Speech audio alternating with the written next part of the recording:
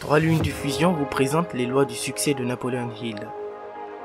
Le cerveau collectif ou génie organisateur, l'harmonie avec les autres, plus précisément avec son cerveau collectif.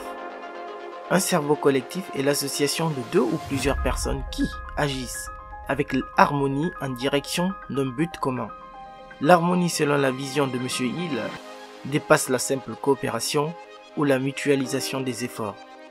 Dans un cerveau collectif, aucune personne ne domine l'autre, même si le leader doit coordonner les efforts en direction du but déterminé. Et chaque membre doit retirer une contrepartie de son association dans le cerveau collectif. Le cerveau collectif le plus important est celui qui se crée au sein d'un couple.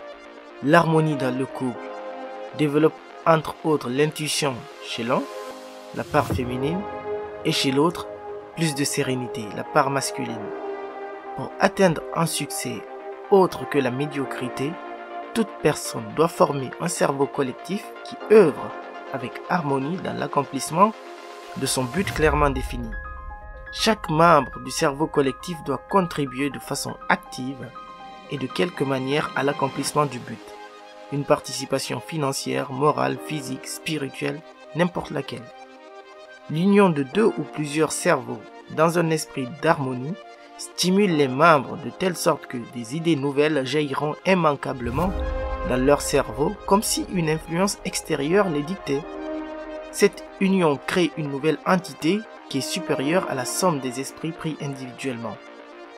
Le cerveau collectif dote aussi ses membres d'un bouclier contre le découragement, car la stimulation du cerveau engendre plus de courage et permet de résister aux périodes difficiles. Le cerveau est comme une batterie.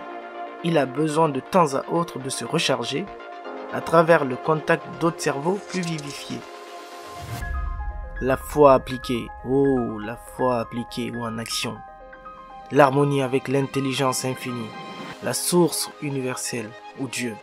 Peu importe son appellation d'ailleurs, on parle tous de la même chose. J'ai réfléchi au double sens du mot déterminé dans la loi 1, le but déterminé.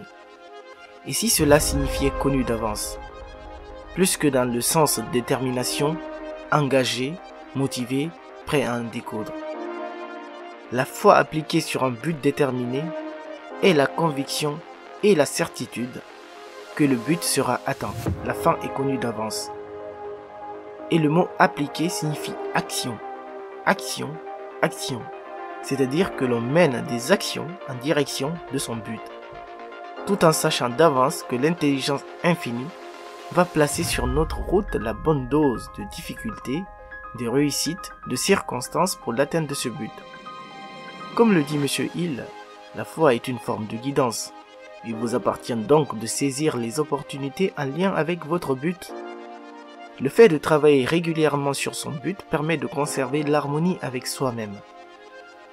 Cette voix intérieure qui nous apporte la bonne dose de fierté pour avancer dans la bonne direction avec conviction.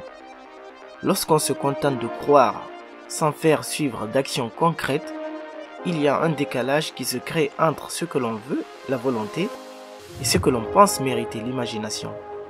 Et quand ces deux sont en duel, imagination vs volonté, c'est toujours l'imagination qui l'emporte.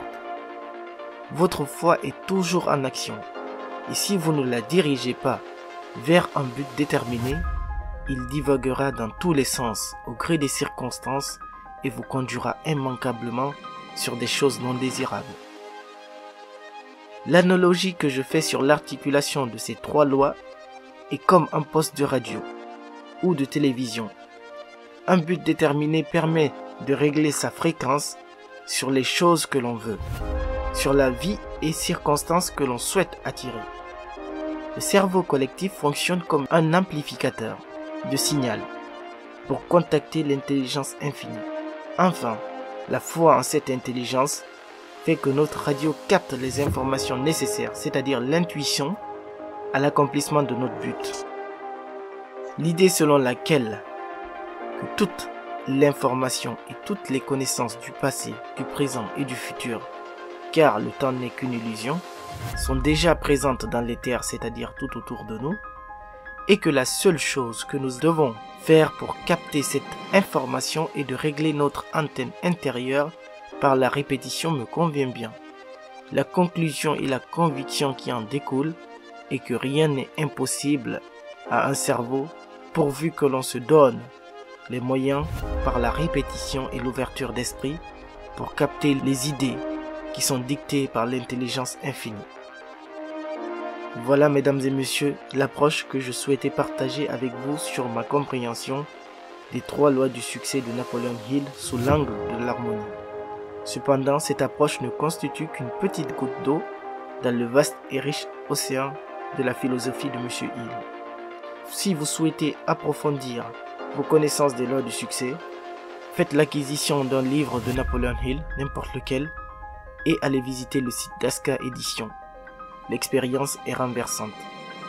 3 Lunes Diffusion vous remercie pour votre écoute et vous souhaite une excellente journée.